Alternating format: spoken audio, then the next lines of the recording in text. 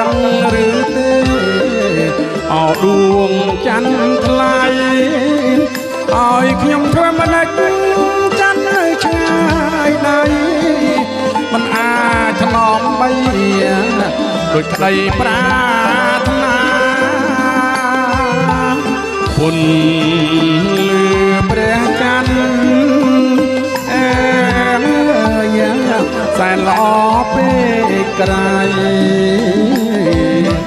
ព្រៀបដូចស្រីថ្លៃដែលស្រស់សង្ហាពុនលឺព្រះច័ន្ទសែនល្អពេកក្រៃ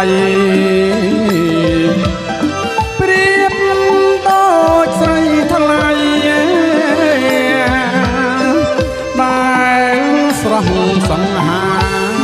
បងយូរហើយដឹងទេជីវ៉ាបងចង់បានថ្នមពលហាត់ថាមកថែ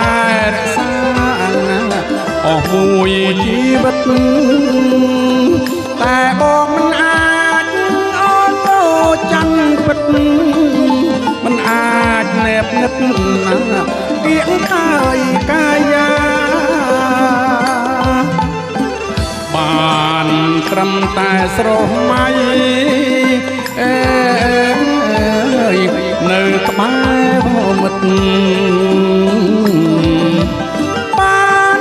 ត្រឹមតែគិតថាស្រីព្រមស្នេហាបានត្រឹមតែស្រស់មៃ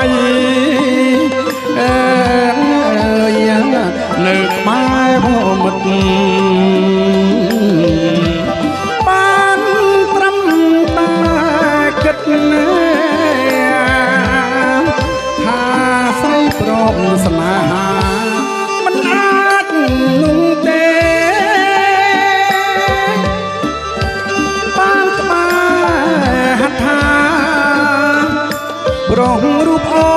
នល្អដូចញ៉ាច័ន្ទថ្លាបងគ្មានវាសនាបានថ្នាក់ថ្នមបី